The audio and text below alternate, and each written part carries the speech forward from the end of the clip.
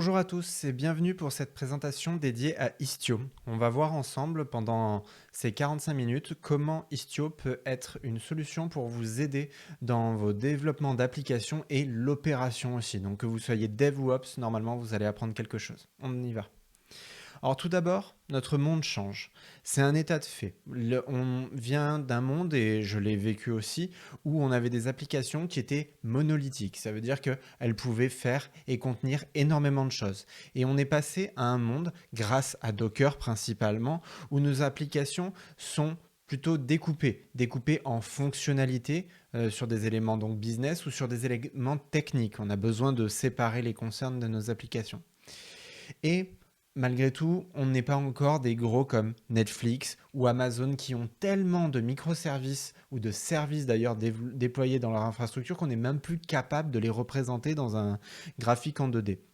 On n'en est pas là, mais on a quand même pas mal de microservices et tout ça c'est compliqué à gérer en production parce qu'il faut les orchestrer et ordonnancer leur travail et leur mise à jour par exemple. Pour ça est arrivé Kubernetes, qui est un orchestrateur de services et qui va nous permettre de gérer ce genre de workload en production. Mais le problème, c'est que Kube, il gère pas tout. Il a certaines responsabilités, on le verra, mais il y a certaines choses qui ne sont pas gérées à l'intérieur de Kube et qui vont être beaucoup plus faciles à manipuler au travers d'Istio. Donc pour me présenter, je suis Kevin, Google développeur expert sur la partie sur Google Cloud et spécifiquement Kubernetes, et aussi sur la partie Kotlin. Je suis à la fois je suis principalement développeur, mais j'adore aussi tout ce qui est opération et plateforme pour le déploiement. Je suis fan d'automatisation à tel point que j'ai même rejoint le programme des GitLab Heroes où je suis spécialisé sur toute la partie CI/CD. Et donc, vous voyez, toutes ces choses-là, j'arrive à les mettre bout à bout pour pouvoir utiliser du mieux possible tous les systèmes avec lesquels je travaille. N'hésitez pas, si vous avez des commentaires par rapport à cette presse ou autre, tout le code est disponible sur GitLab et vous pouvez me joindre sur Twitter si vous le souhaitez. N'hésitez pas. Donc, pour reprendre l'introduction, j'ai parlé de containers, j'ai parlé de Docker, j'ai parlé de Kubernetes, tout ça dans le cloud, d'Istio en plus, forcément c'est le sujet de cette présentation. Une chose importante, posez-vous les bonnes questions. Posez-vous les bonnes questions et en fait c'est une alerte de ma part ici, c'est est-ce que j'ai besoin de ces technologies? Est-ce que ces outils sont utiles pour moi? Je vous dis ça parce que certains des clients avec lesquels j'ai bossé ont déployé ce que je vais vous montrer pour une seule application. Avoir du Cube plus Istio pour une seule app, ça n'a aucun sens. En fait, il faut que vous choisissiez cette plateforme et les outils que je vais vous présenter, et même au-delà de cette présentation, que si vous en avez un besoin. Il ne faut pas que ce soit la hype qui drive vos choix d'architecture et d'infrastructure. Donc vraiment, peut-être que tout ça est super sexy, mais si vous n'en avez pas besoin, n'y allez pas.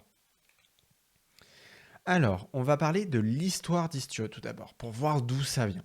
Donc Istio, c'est un projet qui a été créé par Lyft, donc un concurrent de Uber, IBM, qui a racheté il y a quelques années Red Hat, donc quand même une grosse entreprise, et Google, créateur de Kubernetes, donc Kubernetes qui était lui-même basé sur un système interne de Google. Et donc ces trois équipes ont travaillé ensemble et ont sorti Istio, et en open source dès le départ. Et vraiment, c'est un des leitmotifs du projet, c'est l'ouverture et la mise à disposition du code source très tôt.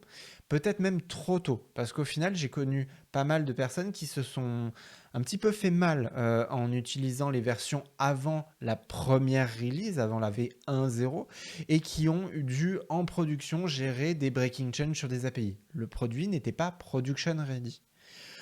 Quelques mois plus tard, 9 mois, ils ont sorti la 1.1, qui est la première Enterprise Ready. C'est la première release qui a fait bien mal parce qu'elle a mis 9 mois à sortir au lieu du cycle habituel de tous les 3 ou 4 mois en fonction d'eux. Donc vraiment, c'est la release qui a permis de mettre en route le cycle aujourd'hui présent chez Istio. Et depuis, ils ont fait énormément de releases et il faut voir que Istio a vraiment comme volonté première de mettre à disposition et de d'avoir des API qui soient stables et qui fonctionnent quasiment depuis le départ. En fait, c'est peut-être l'un des problèmes, c'est qu'ils avaient tout mis dans la 0.1 et au fur et à mesure, ça s'est stabilisé. Donc beaucoup de personnes, encore une fois, ont subi les écueils des premières versions, voire même de la 1.0, où c'était difficile de migrer d'une version à l'autre. Là, sur Istio, avec les versions d'aujourd'hui, migrer, utiliser, euh, opérer un environnement avec du Istio est devenu beaucoup, beaucoup plus simple qu'il y a un an ou deux. Et d'ailleurs, un an ou deux, en vrai, Istio a déjà 4 ans. Donc 4 ans, on pourrait se dire que c'est un projet assez jeune, mais dans le monde de Kubernetes, c'est plus que la moitié de l'âge de Kube. Donc si on met ça en relation, c'est quand même intéressant de voir que proportionnellement, l'âge de Kube d'Istio rattrape l'âge de Kube. Donc vraiment très jeune projet, mais qui derrière est utilisé par des grandes entreprises et qui permet d'avoir un projet qui soit mature. Donc quel est le but d'Istio? Le but principal d'Istio. J'ai pris une phrase qui se trouve dans la doc, qui d'ailleurs je crois a disparu depuis cette phrase, mais qui je trouve collait très bien à l'idée principale. Avec Istio, vous allez pouvoir écrire des microservices qui vont avoir un niveau compatible avec la prod comme on doit le faire aujourd'hui, et avec plein de choses qui vont vous permettre de découpler vos applications. Et ça, c'est vraiment intéressant. Et un autre élément que je mettrai en avant, c'est le fait que ce soit technologie agnostique. Ça veut dire que c'est fini le langage qui est fait pour tous les développements dans votre application. Si vous avez besoin de faire du machine learning, utilisez du Python avec les librairies qui vont bien. Si vous avez envie de faire un truc performant, utilisez du Rust. Si vous voulez vous amuser, faites du Kotlin par exemple. Vraiment, utilisez ce dont vous avez besoin. Et donc, fini aussi l'adhérence au framework. Il y a tout cela, hein, mais il y a aussi les fameux frameworks d'entreprise qui me donnent des frissons à chaque fois que j'en parle. Là, vous allez pouvoir utiliser ce dont vous avez besoin. Et donc, plus tirer des dépendances vers des projets. Ah bah tiens, oui, mais la gestion du retry, le service discovery ou la sécurité, ce ne sont faits que dans ces projets-là. Et donc, il faut forcément que je le fasse en Java ou dans un truc compatible avec la JVM. Non, stop. Grâce à ça, vous allez pouvoir sortir de cet écosystème-là et utiliser encore une fois ce dont vous avez besoin. Et c'est aussi agnostique en termes d'infrastructure. Dans cette présentation, je vais majoritairement parler de Kubernetes. Mais techniquement, il existe même des distributions pour du Consul, pour du Mesos, voire même des distributions faites pour tourner avec des VM. On le verra un tout petit peu plus tard. Ce n'est pas les cas d'usage les plus courants, je l'accorde, mais par contre aujourd'hui, c'est quelque chose qui est tout à fait faisable. Et Istio donc, va vous permettre 4 choses. D'observer, de connecter, de contrôler et de sécuriser vos applications. Et tout ça va vous permettre d'avancer de manière plus sereine dans le développement et le déploiement de vos applications. Et en plus, Istio, j'aimerais vraiment qu'on se le représente comme une nouvelle sorte d'outil. Parce que jusqu'à présent, nos outils de dev étaient très centrés sur une app, un monolithe. Et dès qu'il y avait une requête HTTP qui sortait, il fallait une deuxième instance de notre IDE pour avoir des informations. Mais là, grâce à ça, en fait, Istio, c'est vraiment un outil qui est pensé distribuer from scratch et donc qui va vous permettre de travailler dans un environnement distribué. Et ça change vraiment tout dans notre domaine. Allez, regardons l'architecture d'Istio, parce que ça va nous permettre de savoir comment le positionner. D'abord, on va remettre en place où est Kubernetes et où est notre app. Donc Kube, c'est la plateforme de déploiement. Donc Kube, c'est l'orchestrateur qui va recevoir les manifestes et déployer nos apps. On lui dit déploie-moi une app, il va la lancer à un endroit. Si cet endroit n'existe pas parce qu'il n'y a pas assez de ressources, il va demander une nouvelle machine au cluster et il va faire toute sa tambouille pour que l'application démarre. Jusque-là, ok. Votre app, c'est généralement un truc qui reçoit des requêtes HTTP dans un tuyau, qui sauvegarde un état dans une base de données et qui répond sur le tuyau du départ à celui qui l'a appelé. Jusque-là, on est OK. Pour moi, l'application doit l'avoir quasiment comme une boîte noire dans ce contexte. Et en fait, Istio, c'est un truc qui vient se placer au milieu. Alors, c'est un service mesh, c'est notre buzzword.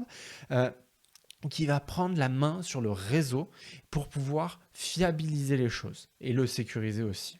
La première fois que j'ai vu ça, j'étais un peu circonspect parce que il y avait un petit overlap par rapport à ce que je connaissais déjà de Kubernetes. Kubernetes, par exemple, il y a les network policy. Istio peut le faire. Kube le fait au niveau 4 de la couche OSI, réseau, alors que Istio peut le faire au niveau 7. Super pratique quand vous voulez faire des restrictions au niveau des noms de domaine et non pas au niveau des ports et IP. Votre app, par exemple, elle fait du retry parce que vous l'aviez codé comme ça jusqu'à présent. Istio peut le faire aussi. Donc, vraiment, faites attention à choisir qui va faire quoi et quelle est la responsabilité de chacun parce que le retry dans votre app et dans Istio, ça va faire, imaginez, 3 fois 3, donc 9 retry et techniquement, vous pouvez causer un petit peu de bordel dans votre cluster à cause de ça. Donc, vraiment, voir qui doit faire quoi. Généralement, les choses que je vais vous présenter, c'est mieux si c'est Istio qui les fait forcément. Et donc, Istio, à l'intérieur, comment c'est fait? Il y a un data plane et un control plane. C'est un peu le pattern omniprésent dans le monde de Kubernetes aujourd'hui. Donc le data plane, il est représenté par un proxy. Ce proxy va être déployé automatiquement à côté de chacune de vos apps. Donc ici, par exemple, une app en Kotlin Micronaut. Et en fait, il y aura même un init container qui va réécrire les règles IP-tables, ce qui fait que votre app, quand elle va vouloir faire un appel à l'extérieur, appeler un autre service par exemple, en vrai, elle ne le sait pas, mais en vrai, la requête, elle va partir vers le proxy. Et le proxy, quand lui va vouloir parler à une autre app, ici en Python et Flask, en vrai, celle-ci, elle sera aussi proxifiée. Donc, la communication se fera de proxy à proxy. Et grâce à ça, en fait, on arrive à avoir la main totalement sur le réseau du cluster ou du namespace en fonction de votre préférence, et derrière, donc, avoir un max d'informations au niveau du proxy. Et ces informations, le proxy, puisqu'il sait la latence, il sait la quantité de data transférée, il sait plein de choses, il va pouvoir les envoyer sur des systèmes de monitoring, de métriques comme Cloud Monitoring, Datadog, New Relic ou quoi que ce soit. Donc grâce à ça, encore une fois, on a quelque chose qui va nous permettre de monitorer, on le verra un peu plus tard. Et le control plane, donc c'est une autre partie, c'est Istio-D. Istio-Daemon, on pourrait se dire. C'est une convention de nommage assez récurrente dans le monde Linux. Cet Istio-Daemon, il a plein de choses à l'intérieur. Il a une partie pilote, donc là on rentre dans les parties sous-jacentes d'un gros binaire de notre point de vue. Le but en fait du pilote, ça va être de recevoir toutes les règles de routage du réseau, puisque c'est le réseau qu'on contrôle, et de les propager sur les différents proxys.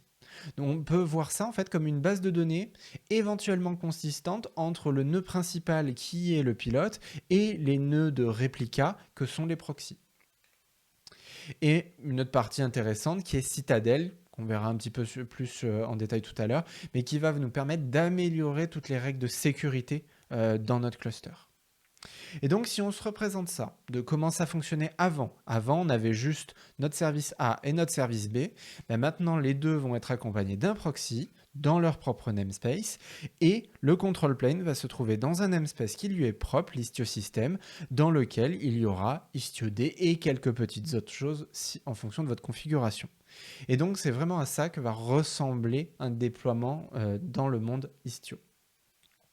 Et donc, là, on va regarder ensemble les 4 fonctionnalités principales qu'Istio va nous amener pour nous permettre de voir quelle est la chose qui change et en quoi Istio peut nous aider dans notre travail de dev ou d'ops tous les jours. La première partie, c'est l'observabilité. Spoiler alert, j'ai travaillé avec beaucoup de clients. Ils ont choisi d'utiliser Istio juste pour ça. C'est-à-dire que tout ce qu'il y a après, tous les autres éléments, c'est du bonus. Mais dans le monde du microservice, au final, on oublie très souvent que si on déploie deux choses, mais qu'on n'est pas capable d'analyser comment les choses communiquent, en fait, on est un petit peu à poil. Donc, grâce à ça, vous allez pouvoir travailler et observer les choses. De manière nominale, dans la version open source, Istio vient avec plein d'outils open source aussi, Jaeger, Kiali, Grafana, Zipkin, qui vont nous permettre en fait d'ajouter de l'information et de la valeur par-dessus les datas qui sont collectées par le proxy. Donc, si je prends un cas d'usage assez pratique, un bout de code que j'ai écrit pour vous aujourd'hui, c'est les deux méthodes que vous voyez en bas, les deux fonctions font la même chose. Elles appellent deux endpoints. Sauf qu'elles le font un tout petit peu de manière différente, à une ligne près. Il y en a une qui va faire l'appel en parallèle, alors que l'autre va faire l'appel en séquentiel. Techniquement, dans vos TU, ça va marcher. En intégration, ça va marcher. En prod, ça marchera. Mais par contre, vous aurez créé un goulot d'étranglement. Là, vous voyez que il n'y a pas d'overlap entre les deux requêtes bleues. Les requêtes, euh, l'une attend que l'autre ait terminé pour se lancer. Et ça, vous allez créer donc ce problème en prod et sans observabilité, vous ne pourrez pas le voir effectivement. Alors que, avec ça, là, on peut se rendre compte que les choses sont bloquées et on va pouvoir optimiser le code pour voir qu'ici, maintenant, on arrive à avoir un overlap. Et ça, c'est important parce que sans ça, on est vraiment sans rien pour pouvoir observer notre système. Donc ça, tout ça, ce qu'on appelle des traces distribuées, c'est vraiment très pratique. Autre outil, Kiali, est en fait un dashboard développé par Red Hat au passage, quelque chose qui se verrait remplacer les dashboards des cloud providers que vous pourriez avoir. C'est vraiment une solution extrêmement complète qui va vous permettre d'analyser le trafic d'une part, mais aussi la totalité de vos workloads au sein du cluster, de voir les logs, de voir les métriques sur chacune des applications, le trafic, qui l'appelle, à quel moment. Vraiment, c'est extrêmement complet. Limite, c'est quasiment l'une des raisons pour lesquelles on pourrait avoir envie d'installer Istio seulement. Donc vraiment très très pratique. Et pour finir, Grafana. Grafana, c'est aujourd'hui quasiment le meilleur outil de dashboarding possible. Grafana vient dans le monde Istio en fait préconfiguré. Ça veut dire que là, le dashboard que je vous montre, il a été configuré automatiquement par Istio. Parce que j'ai déployé middleware,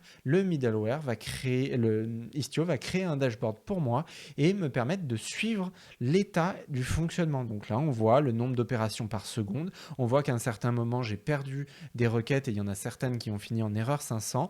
Et c'est vraiment quelque chose qui va me permettre de suivre la qualité du service rendu et je le conseillais à une époque où on était beaucoup plus dans les open space, d'avoir dans l'open space un écran qui tourne avec juste les éléments des dashboards de Grafana qui nous permettent de suivre comment la prod fonctionne.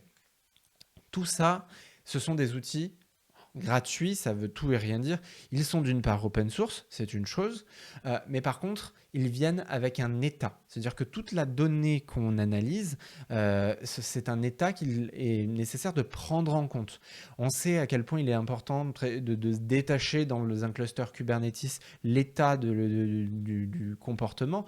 Donc, on fait des applications qui sont dites stateless. Là, vous ne pouvez pas. Vous avez besoin de cette information. Donc, si vous voulez avoir tout ça, il va falloir en prendre soin de cet état. Parce que imaginez que votre cluster, lorsqu'il y a un problème de prod sur vos apps, en fait, vous vous rendez compte que vos outils d'observabilité, eux, ils sont aussi HS.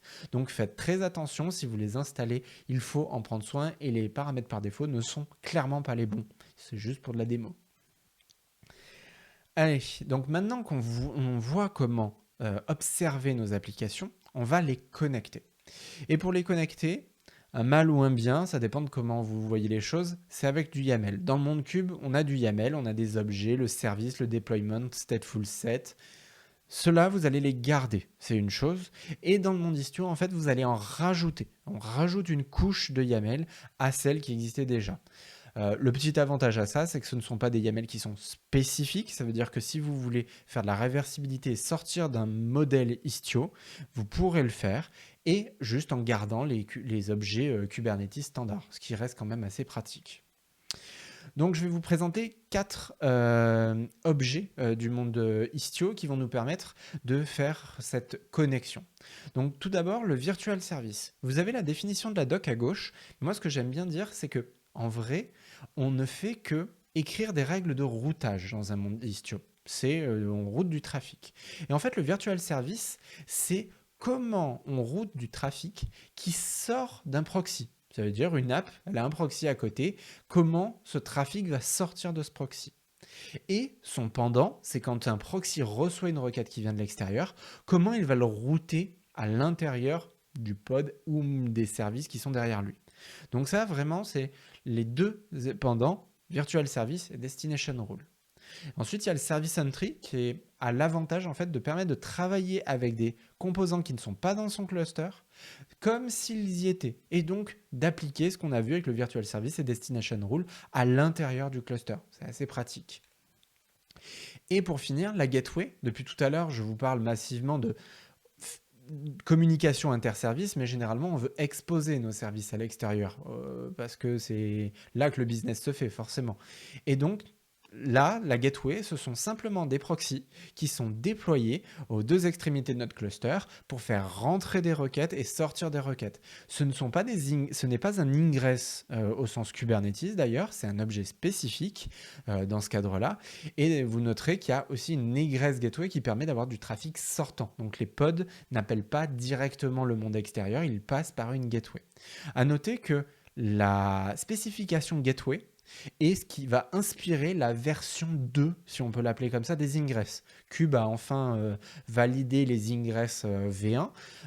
Ils vont tout casser pour la V2. Il y aura une nouvelle logique sur les ingress et ils se sont énormément inspirés de la notion des gateways du monde Istio. Et donc, si on regarde la notion de connexion que je vous donnais tout à l'heure avec les virtual services, vous voyez bien aisément le lien entre la partie gauche qui est ce qui sort d'un proxy et la partie droite, ce qui le réceptionne avec différents éléments comme le host ou le subset qui permet de voir le lien entre les deux. Allez, on a connecté nos applications, maintenant on va les contrôler. Donc, on va jouer avec ces éléments-là. Donc, à noter que vous avez aujourd'hui, peu importe la complexité de vos microservices, vous avez déjà vu dans les slides précédents la totalité des objets nécessaires pour le travail que l'on va vouloir faire ici, c'est contrôler nos applications. En fait, c'est parce que je vous ai masqué une chose dans un des slides précédents. Je vous ai masqué cet attribut match. Alors là, j'ai laissé un objet vide, on va pouvoir mettre plein de choses. Et en fait, derrière ça, ici, si j'ai un match vide, ça veut dire que c'est tout ce qui rentre, tu le routes vers le truc de droite. Mais en vrai, on va pouvoir mettre plein de choses. Et donc, grâce à ces deux objets, Virtual Service Destination Rule, on va pouvoir faire des choses extrêmement avancées. Et tout d'abord, je voudrais vous présenter ce que je nomme le Go-to-Production Flow. Donc, c'est la manière de livrer en production une application de manière safe. En fait, dans le monde cube, par nature, livrer une application, c'est juste changer l'image d'un déploiement. Le déploiement et tous les pods sont redémarrés, les anciens sont éteints, les nouveaux démarrent. Vous avez 5 pods en prod, ok, l'application met 10 secondes à démarrer, en 3 minutes à peu près, vous allez avoir tous vos pods migrés de la V1 à la V2. Pour moi, ça, c'est pas suffisant. C'est trop brutal comme approche et je veux avoir, grâce à Istio, je vais avoir des solutions qui vont me permettre de livrer en production d'une manière différente. La première chose que je vais pouvoir faire, c'est du traffic mirroring. Le traffic mirroring, en fait, c'est c'est l'idée de se dire que le trafic, le plus important, c'est celui de la prod. C'est là où il y a des vrais utilisateurs. C'est pas là où des personnes font des tests de qualification. Et donc, le trafic de la prod, c'est les choses qui vont nous permettre de tester nos applications. Et il ne faut surtout pas que ça devienne du test en production, parce que nos utilisateurs, ils risquent de le voir. Moi, quand je parle de traffic mirroring, c'est tester avec du trafic de prod sans que pour autant les utilisateurs de prod le sachent. Et dans le monde Istio, ça va juste se caractériser avec du YAML en disant je mirror tout ce qui arrive sur la V1 et je l'envoie en même temps sur un subset qui va être le subset V2 que vous voyez à droite. Donc, ce qui rentre va partir vers V1 alors que ce sera en Fire and Forget vers V2. Pour ça, je vais vous faire une petite démo. Donc, on va passer sur cette partie-là. Ici, pardon. Donc, là, vous voyez en haut des requêtes HTTP qui tournent en boucle avec V1. On va livrer le middleware V1. Vous le voyez aussi sur ce graphe, V1 et V2 sont les deux applications. V2 est livrée, l'application est dans le cluster, elle est démarrée, mais elle ne reçoit aucun trafic. Et là, ce qu'on va faire, c'est qu'on va lancer l'application et lancer l'étape de livraison en ajoutant donc un mirroring. Donc le mirroring que je viens de vous présenter ici, je vous le mets au niveau YAML en bas à droite de l'écran, et on le voit sur le virtual service et le destination rule. Et pour ça, derrière, on va faire juste ce cube apply. Et donc là, vous voyez que techniquement, un utilisateur de l'extérieur, il voit toujours V1 au milieu. Et pourtant, sur le schéma ici, on va voir que petit à petit, il y a des petites bulles qui vont commencer à arriver vers V2. D'ailleurs, c'est un effet de bord. V2 appelle database, V1 appelle database aussi. Si vous avez des inserts en DB ou des choses qui créent de la valeur ou créent de la data, bah, elles vont se faire en double, hein. Donc faites attention, c'est quelque chose à prendre en compte. Et donc là aussi, bah, Database, il se fait matraquer parce qu'il reçoit 2 fois plus de requêtes. Mais ça, vous vous rendez compte que juste avec un tout petit peu de YAML, j'ai réussi à dupliquer du trafic pour l'envoyer sur l'applicatif. Grâce à ça, derrière, je peux analyser ce qui se passe. Je peux voir que mon application, elle consomme de la RAM, plus, moins, elle fonctionne correctement, elle répond à des erreurs 500 ou pas, peu importe. En fait, je suis capable de monitorer avec du trafic de prod comment réagit une application. Potentiellement, je cherchais peut-être à optimiser mon application pour répondre sur un endpoint.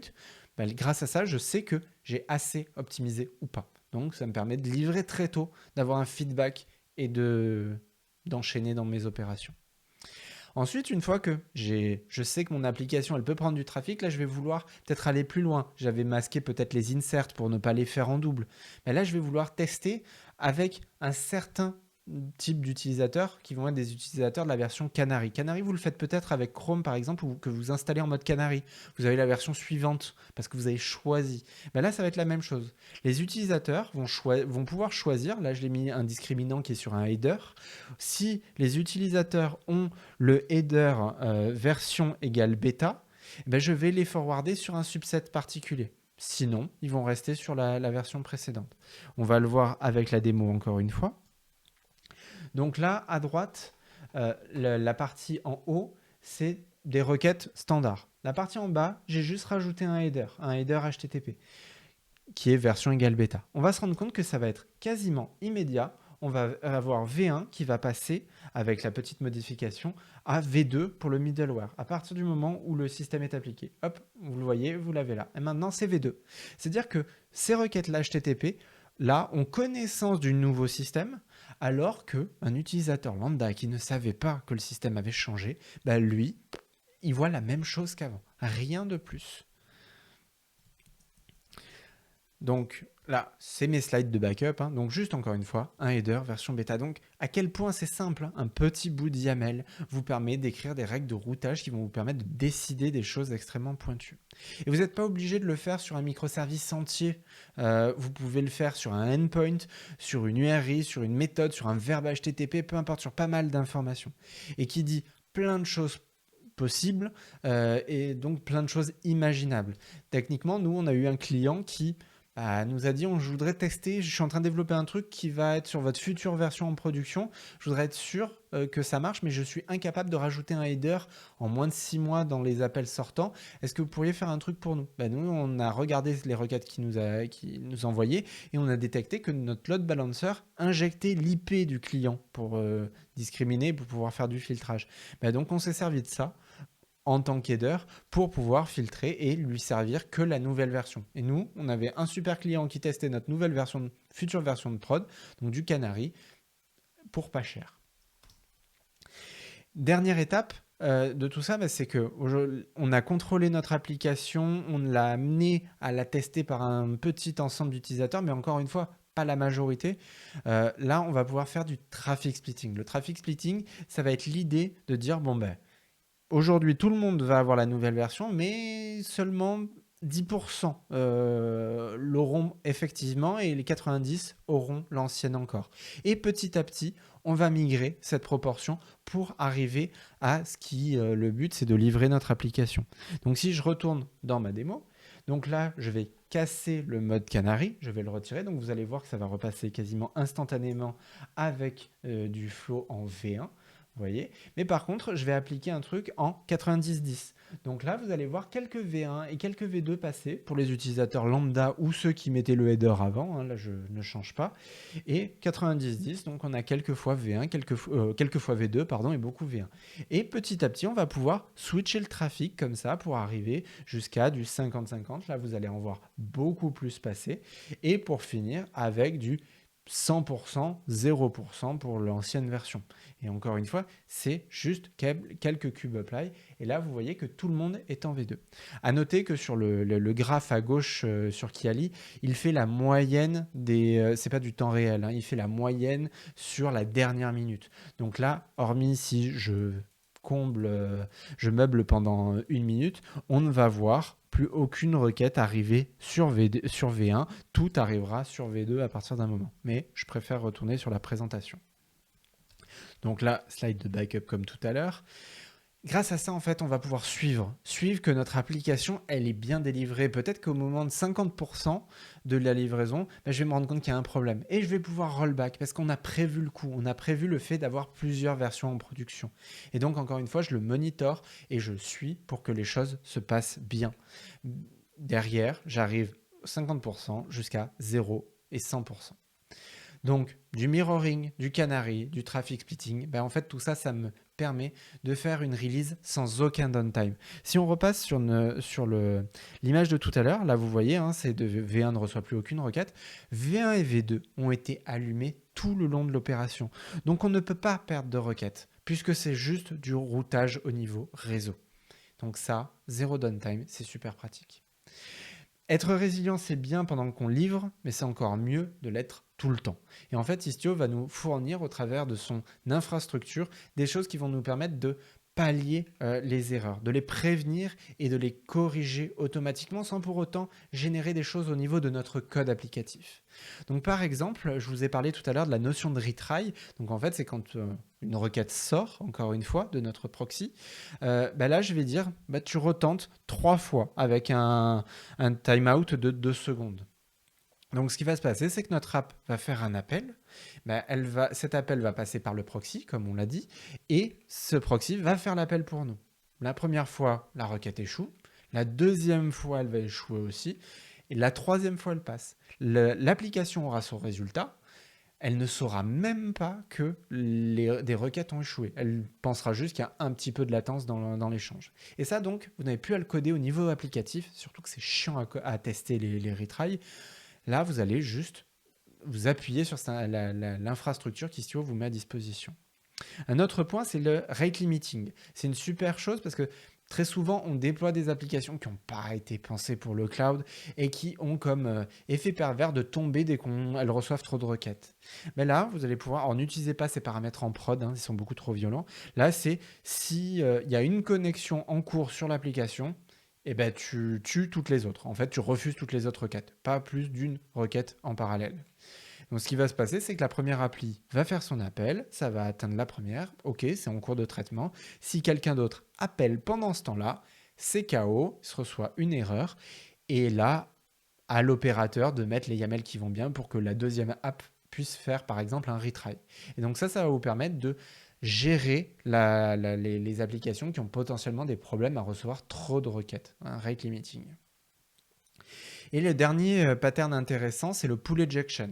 Celui-ci, en fait, il va vous permettre de définir quelques règles qui vont dire que si, par exemple, il y a dans une période de temps donné un certain nombre d'erreurs, et vous pouvez définir le nombre d'erreurs, tu vas sortir l'application pour qu'elle n'ait plus à traiter des requêtes. En fait, si on se le représente pour être plus clair, mon application fait un appel à une autre appli, ok, proxy à proxy toujours.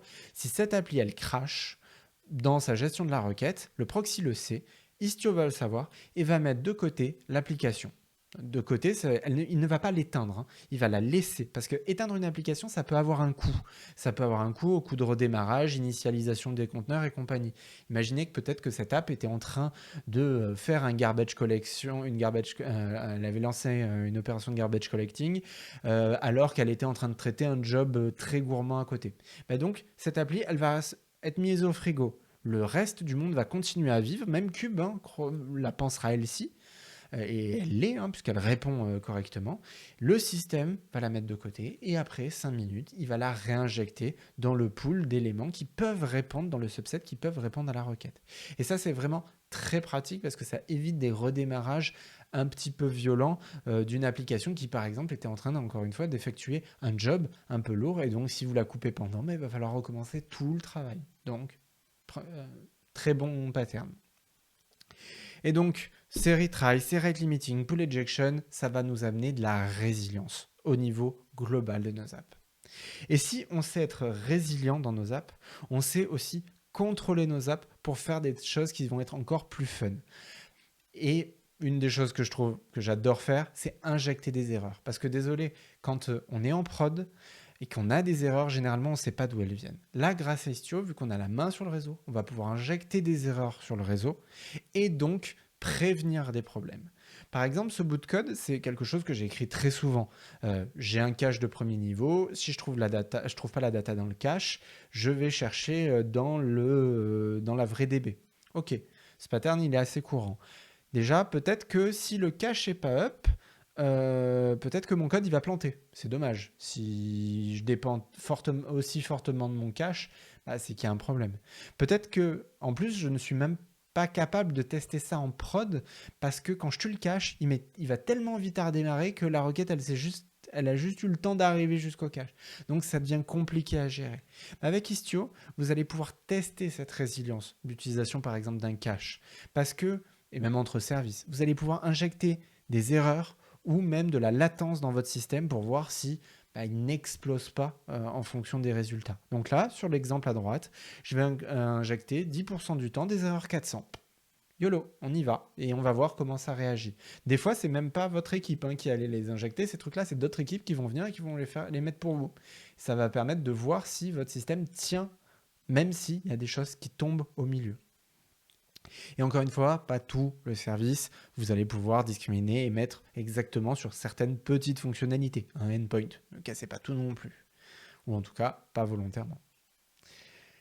Allez, dernière partie extrêmement importante de cette présentation, c'est sur la sécurité. En fait, Istio va nous amener, puisqu'il a la main sur le réseau, un niveau de sécurité encore plus élevé dans nos communications. Parce que n'oubliez pas, ce n'est pas parce que vous êtes à l'intérieur de votre cluster que tout doit passer en clair. Des études montrent que la majorité des vols de données viennent de l'intérieur. Donc protégez votre réseau interne, c'est le fameux mythe de la forteresse.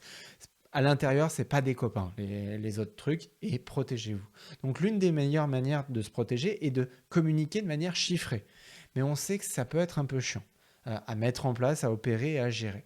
Le mutual TLS, moi je l'ai fait entre plusieurs applications Java, c'est déjà galère. Alors plusieurs applications Java, Go, JS, curl même, j'ai besoin que de faire un appel curl. J'ai pas envie de me taper la doc de curl pour trouver quel est le bon paramétrage pour faire du mutual TLS. Mais avec Istio, vous allez pouvoir faire ça nativement parce que c'est les proxys qui vont le faire.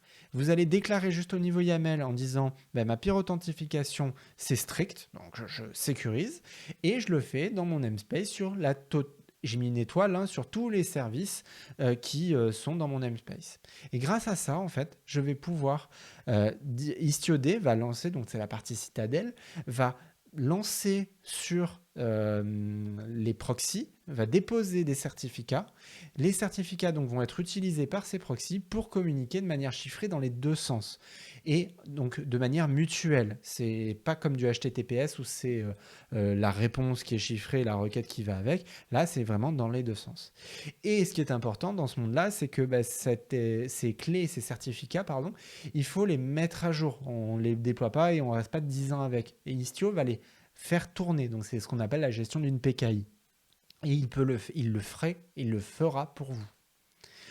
Un autre élément lié à la sécurisation, c'est l'authentification et l'autorisation. Et puisqu'on a ce proxy au milieu, on va pouvoir faire porter certaines responsabilités à ce proxy, dont l'authentification. Dans notre monde aujourd'hui, généralement, avec du JSON, on fait de l'authentification par token JWT.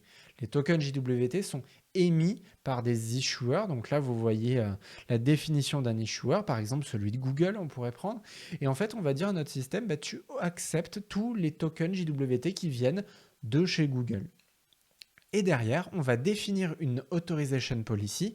C'est une sorte de airbag dans les faits, qui va dire, si tu es un user, donc vous le voyez là, qui dans son token JWT a un claim group égal à customer, donc tu seras un utilisateur qui aura les droits sur l'app UI et tu pourras faire donc des get sur /orders. Il faut savoir lire l'ordre de ces éléments, mais ça donc va vous permettre de définir de manière...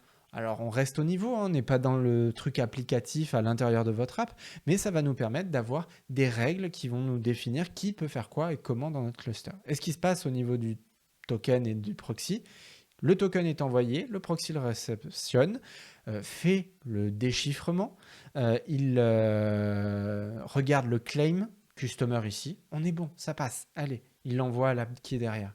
Si le claim n'est pas bon, il le refuse et il envoie une erreur 403. Et grâce à ça, en fait, votre appli, elle n'a même pas besoin de savoir comment est fait l'authentification, puisque ici, l'information est retenue directement par le proxy. Donc voilà, c'était vraiment les 4 choses importantes que je voulais vous présenter dans le temps qui m'était donné. Observabilité, connexion, contrôle et sécurisation de nos applications. Mais avec Istio, on peut aller encore plus loin. Depuis le début, je vous parle majoritairement de proxy, mais si on commence à descendre dans les couches du système, ce proxy, c'est Envoy. Et Envoy, il a des super fonctionnalités. Par exemple, la capacité de sideloader du code. Alors, oui, loader du Lua dans du YAML, c'est un petit peu bizarre. Je suis d'accord. Ici, c'est le Hello World du monde de Envoy. C'est comment je peux altérer une requête HTTP qui rentre pour faire des choses dessus et, par exemple, rajouter des headers et en enlever et modifier les choses. Et ben en fait, ce qui va être pratique avec ça, c'est que on va par exemple, sur le cas précédent qu'on a vu avec le token JWT, être capable de décoder ce token JWT, sortir les claims et les mettre dans un header. Résultat, notre application, elle n'aura même pas besoin de décoder le claim JWT pour faire du fine grain au niveau applicatif. Elle aura juste à aller regarder dans les headers HTTP pour savoir qui est quoi. Donc encore une fois, demain, vous choisissez de changer la méthode d'autante, mais vous changez juste le petit module au niveau ce bout de code au niveau du proxy, et vous allez donc faire porter cette responsabilité au proxy et non plus à votre application, parce que désolé, c'est pas votre métier d'implémenter de l'authentification et de la gestion d'autorisation. C'est des choses qu'on peut déporter dans des composants comme celui-ci. Du Lua dans du YAML, je suis d'accord, c'est crado. Il y a des solutions, encore mieux, on peut sideloader du WebAssembly et donc utiliser des langages un peu plus évolués que du Lua dans du YAML. Avec du C++, du Rust, du Go, du Kotlin, en fait tout ce qui sait se compiler vers du WebAssembly. Et derrière, vous allez même pouvoir les redistribuer à l'image de ce qui est Maven Central pour le monde et l'écosystème Java. Vous allez pouvoir le faire pour le WebAssembly avec WebAssembly Hub. Et peut-être que le module que je vous évoque existe déjà sur ce hub-là. Donc n'hésitez pas à aller regarder. Une autre fonctionnalité extrêmement intéressante dont je vous ai un tout petit peu parlé au début, en fait, c'est le Mesh Expansion. On parlait de service mesh dans le cluster. On va pouvoir même intégrer des VM dans ce service mesh. Pour faire cela, on n'aura plus l'automatisation d'IP table et du déploiement du proxy fait par Kubernetes. On va plutôt nous-mêmes, en tant qu'opérateur, installer le proxy dans notre VM, par exemple à côté de notre Postgre qu'on ne veut pas mettre dans le cluster parce que c'est chiant à gérer un Postgre dans un cluster. Là, on va pouvoir le faire en automatique, le faire nous-mêmes sur notre VM et gérer notre VM avec son cycle de vie versus le cycle de vie des pods à l'intérieur d'un cluster cube.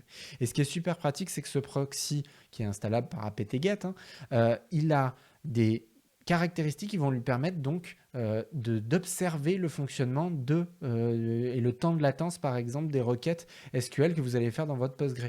Donc c'est super pratique dans le Jaeger-like d'avoir tous les échanges entre microservices et à un moment de voir que vous passez sur un appel de requête SQL.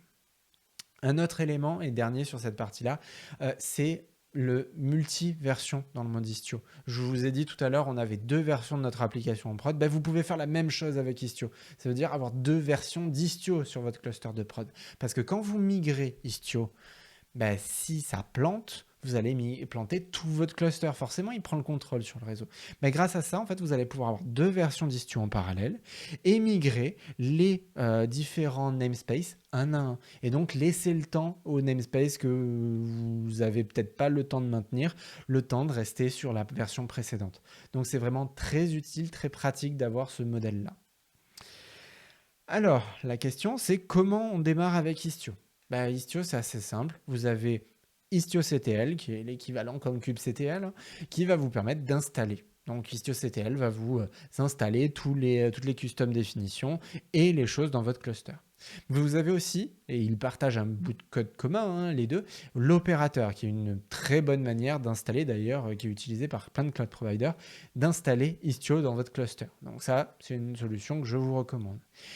Et Dans le monde Istio, il y a énormément de paramètres. N'oubliez pas, il y a énormément d'outils intégrés, que ce soit Zipkin, Grafana, Kiali et compagnie, et tout leur paramétrage, il faut que ça passe par le paramétrage d'Istio. Donc c'est pour ça qu'il y a autant de paramétrage. Mais afin de faciliter la vie des ops, il y a des profils qui vont vous permettre de définir voilà, je veux faire le truc minimum avec du MTLS, je veux juste de l'observabilité, je veux juste faire ça, et vous pouvez même créer vos propres profils. Et chez certains cloud providers, chez Google sur cet exemple, vous avez déjà la capacité de créer un cluster en quelques clics et le faire manager par les équipes de Google. C'est une case à cocher pour avoir accès à un Istio qui va être checké, utilisé et versionné par les équipes de Google. Ça veut dire que eux, à chaque fois qu'ils vont l'upgrader, ils vont vérifier que l'upgrade et les versions entre GKE, donc Kubernetes et Istio, sont compatibles et l'auront testé pour vous avant. Donc ça vous assure un petit peu. Et donc tout ça, en plus, ça va venir se brancher sur les outils de monitoring de la cloud platform. Fini donc les dashboards internes avec l'état interne auquel vous devez porter une attention forte. Là, en fait, le système va automatiquement propager toutes les infos et les métriques à l'extérieur dans la cloud platform et vous permettre d'avoir ces dashboards qui vont vous permettre d'opérer d'une manière simple, mais aussi donc quand il y aura des problèmes dans votre cluster, vous le verrez à l'extérieur de votre cluster plutôt que de devoir vous connecter aux outils qui se trouvent à l'intérieur. Et donc vos traces distribuées vont être automatiquement présentes dans votre cluster. Ce qui est super avec ces traces distribuées sur GCP, c'est qu'on a même les logs liés à cette trace distribuée. Donc le nombre de bugs en prod que j'ai réussi à corriger grâce à ça, c'est affolant. Et vous avez même, au-delà des fonctionnalités de ce que je vous ai montré aujourd'hui, tout l'outillage qui vous permet même de mettre des breakpoints en prod sans pour autant gêner les utilisateurs avec des recordings de VM et ce genre de choses. C'est vraiment top. Et dans la version dans la version plus, en fait, c'est la version Anthos Service Mesh. C'est la version qui va être managée full par les équipes de Google. Google, avec GKE, fournissait un service où le control plane de Kubernetes, vous ne le voyez pas. Là, pareil, vous ne verrez plus le control plane d'Istio. C'est Google qui le gère et qui l'opérera et qui le mettra à jour pour vous. Il n'y aura plus de problème. Et donc, vous aurez accès en plus à beaucoup plus d'informations avec des dashboards à la Kiali qui vont vous permettre de voir et descendre très bas dans les métriques et en plus des consoles qui vont vous permettre de ne pas faire les choses qu'avec du YAML. Moi, perso, j'adore faire ça en mode GitOps, mais s'il y en a certains qui préfèrent voir tout ça et pouvoir faire du clic-clic dans la UI pour opérer les choses. Et la version finale de tout ça, c'est le Site Reliability Engineering. En fait, c'est l'idée de gérer des applications en production à la mode Google, on pourrait dire. Il y a un très bon livre là-dessus qui est en open source d'ailleurs, qui est gratuit, que je vous invite à lire. En fait, c'est l'idée de savoir, avec des SLO, SLI, SLA, de mettre des objectifs à certaines choses, de voir là où on en est de ces objectifs et de suivre tout ça. Pour prendre un exemple concret, je livre 3 versions de ma nouvelle application en prod. En fait, je vais me rendre compte que petit à petit, les performances du endpoint en question réduisent. Pour ça, il faut avoir des outils qui vont vous permettre de comparer les choses en fonction du temps. Pas voir juste que mon temps de réponse est 400 millisecondes, voir que mon temps de réponse, au fur et à mesure des 6 dernières livraisons, il s'est pris 350 millisecondes. Et grâce à ça, en fait, on va pouvoir dessiner la suite de ce qu'il va se passer quand on va livrer si on suit ça et potentiellement même se rendre compte qu'il y a des erreurs qui vont arriver. Et les voir potentiellement avant que ça arrive, c'est toujours mieux qu'avoir des problèmes de prod. Istio, il est à peu près disponible partout. La démo que je vous ai fait, elle tourne sur un K3S, donc c'est le plus petit Kubernetes possible, avec la version open source en mode démo, ne l'utilisez pas en prod. Vous avez plusieurs flavors d'Istio sur Google Cloud, chez Banzai Cloud, chez IBM Cloud, vous l'avez même on-prem avec OpenShift qui a une version rebrandée avec un opérateur custom. Voilà. Vous pouvez le mettre partout. Franchement, aujourd'hui, c'est quelque chose qui tourne extrêmement bien, très pratique et qui vous permet de gérer vos clusters en production, généralement sans problème. J'espère que toutes ces informations vous auront été utiles, que ça vous a plu. En tout cas, merci d'avoir assisté à cette présentation et n'hésitez pas, si vous voulez me contacter, vous avez mon Twitter handle en bas à gauche. Je serai ravi de parler avec vous de ce sujet-là. Merci et si vous avez des questions, je suis tout oui.